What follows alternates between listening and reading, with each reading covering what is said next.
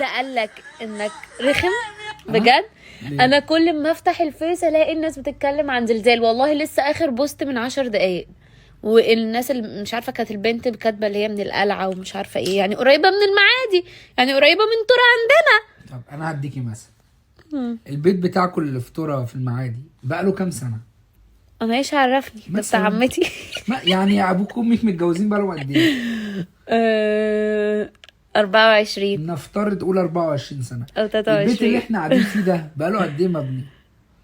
لسه من سنتين، ما هو اكتوبر مش بنحس فيها بزلزال وانا بخاف يا محمود. سنتين او 3 سنين صح؟ فاني القديم واني الجديد؟ ده الجديد. يعني لو في اي حاجه لا قدر الله اني اللي هيقع؟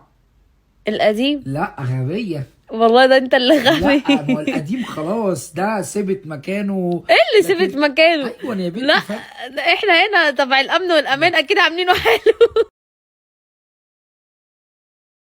قلنا هنسال اسئله حلوه صح كده. مره واحد راح يوكل محامي لقام خد يا محمود خد في رد عليه. مره واحد راح يوكل محامي لقام قلبي بيضحك. حلو حلو والله. والله رخمه، هعمل لها بلوك دلوقتي حالا بقى. والله جد. طب هات عشان اعمل لها بلوك بجد. اننا كلنا قاعدين ومش لاقيين اي حاجه نعملها، كلنا مخنوقين وزهقانين وحاجات كتير كده، فاسالونا بقى وهجاوب انا الاخ اللي ورانا ده. مش طايقاه بجد. فاسالونا بقى اسئله غير الروتينيه اللي انتوا بتسالوها لنا يعني. يلا بينا. لو الاسئله ما عجبتنيش مش هكمل اسك، تمام؟ خلينا متفقين.